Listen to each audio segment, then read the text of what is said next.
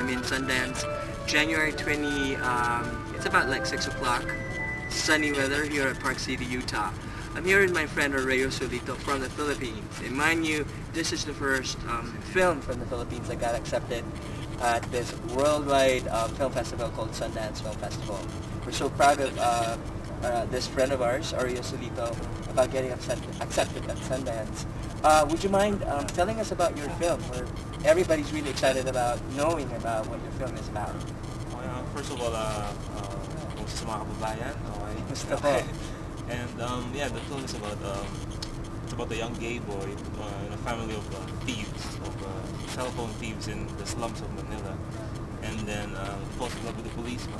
So there's this big conflict between the love for family and the love for this guy. So it depicts the truths of what's happening in Manila now. I actually went to the press screening this morning, and it was great though. Everybody was laughing, but of course, everybody liked it. Okay, good, thank you. The cool thing about it is that it's something that we don't see in foreign films. No, it's a mix of what the Philippines is, but it's also a mix of what the Philippines, portrayal of what Asian is. So because they also want to see something ethnic and something unique. But it's also a mix of Manila that we haven't seen in older Filipino films or films. So that's just like a comment or so. But otherwise, how did you choose this material? Or how did you get about working with Michiko? Well, the material chose me. Okay. When Michiko won the first prize in the script writing contest, Which contest? in Cinemalaya, in Manila, there was a competition for a film fund, and they were looking for a director. And then Raymond Lee, the producer, he has seen my short films and has seen my documentary about my tribe in Palawan Island. So he asked me to direct it. It's serendipity at work. Right. Well, Michiko's work has been internationally acclaimed. Yes. So were you... Sorry. Yeah, Were sorry. you going to say something? You missed her. She just left. I hope to see her again later, Yeah, but okay. otherwise, we'll take advantage of having our star of the show right now. I was going to say, well, we started with the contest, right? She won the contest. And, sorry about that. I was gonna start with, Michiko's work has been internationally acclaimed. So, did you expect this to be having all these international Honestly, interest? I never expected this big reaction. I mean, so now I can't believe that I'm going to Sundance, then Rotterdam, then Berlin, and You did in Montreal. and then Montreal, and so it's really unexpected. I mean, when I was doing it, actually, at first I didn't want to do it because I wanted to do an Aboriginal film, so first.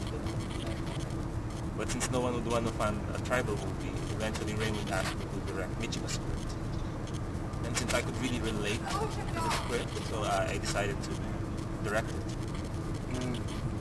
So,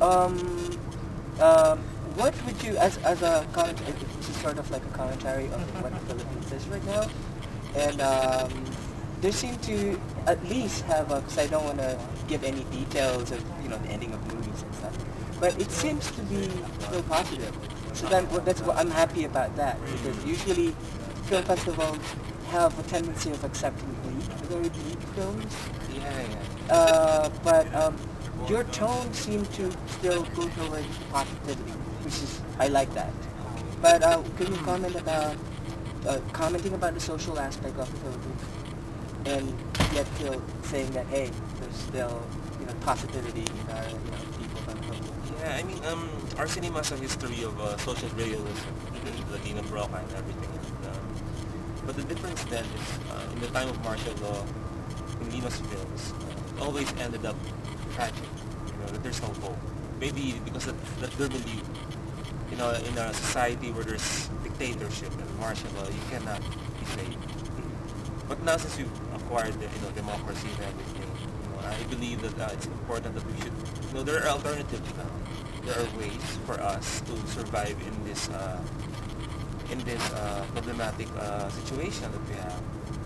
Philippines because of historical aspect, social aspect, and political aspect. So that's one thing I like about the script, and that's why I did it, because also my philosophy as a filmmaker, I want always a healing in the end. I don't want to do a film that ends in a black or a dark. The reason I mentioned about the positivity is that my website's towards empowering everyone and trying to encourage them that, hey, you can do it, and hey, just do it, and fulfill and try to pursue your dreams. But I was also going to ask about it was so special because I know most of your characters or actors were almost non-professional. Yeah. And where did you discover all these great actors? Basically, we had an audition. And Okay. then, I hope you don't mind me saying that, but I know they're not. They still don't have a big resume, is what I meant. yeah. In fact, we were so happy that made big box office in the Philippines now. I heard. Yeah, I mean, for a film without stars, a totally independent film. Now it made history as the film that had the biggest gross ever for an independent film. So I'm so happy about that. And, I mean, majority of the cast were audition, and then the other cast are my neighborhood. The supporting cast. Yeah, we shot it in the neighborhood where I grew up in. Since I started the documentary, I wanted to have a documentary look, so it's easy to film in my community. Did you say that most of them really live there? Yeah, they're my neighbors. Would you The mind? extras. I mean, the Okay, extras. the minor characters. Yeah. But your major characters the major are. characters are, three of them are from the theater. Okay, yeah. No, two of them, Soliman Cruz, the father, is from the Father. theater. Neil Ryan Sase, the other brother who killed, is from the theater also. He's the most promising theater actor. Was that the short hair or the long? Yeah, the short hair. Then Crop hair? the long hair is the son of Ben Medina, the legendary Yeah. independent actor. And then J.R. Valentin was supposed to be launched in a bold movie for Sake Films, and I did a workshop with them, and he was the best. The cop, right? The cop, yeah. So I asked him to audition because he was the best among all the he's a winner of this Body Shots male model. Okay, that's a modeling company. Yeah. And then Nathan Lopez is a magical discovery. It's Maxi. Yeah, it's Maxi because we auditioned about 100 boys, and there were like 20 real gay boys who auditioned, but they were overacting or underacting because they were afraid to show their homosexuality. Then eventually these two hip-hop twins, these two boys, I was auditioning for another film, and we just tried to ask them to act like girls. He was so natural. His brother was a little bit cliche, but when Nathan did it, as if he was a girl. So it's an approach is really that. And we found our Maximo. I'm really happy for you guys for the first film. Look at that. But I want to end it with